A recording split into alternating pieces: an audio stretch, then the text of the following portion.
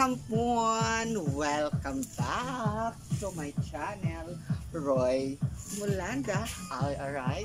Yes. Alright. Today, mga kakampon, ay may nakita akong guyabano.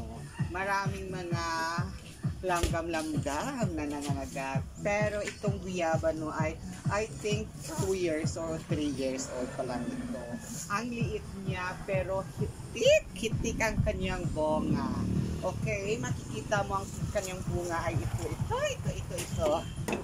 Ito.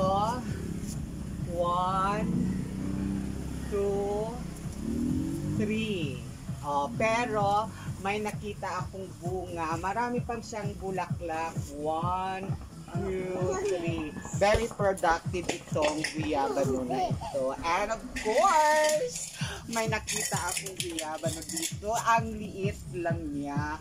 Ang lapit-lapit sa sanga. Ay, take a look. O, diba? Ito ay fresh from the farm. Ngayon ay malapit na itong hinog na guyabano. Of course, pipitasin natin. Pero take a look.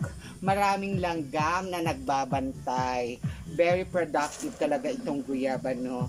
Maganda dito sa probinsya kasi ang mga prutas, gulay ay libre talaga ng bonggang-bongga. O, diba? Ngayon, ito ay malapit ng mahinog. Kaya, pipitasin na natin. O, diba? Pero may tagabagbantay. Pipitasin na natin ito. Okay, o, diba? Pipitasin. Ayan. Fresh from the farm. Yes! Diba? Tignan nyo. Ang ganda talaga dito.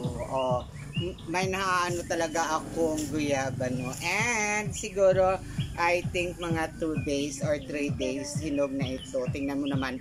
Fresh na fresh from the farm. Okay? Kaya, masarap mamuhay sa bukid. Libre ang lahat, sariwang hangin, prutas at gulay. Bye-bye!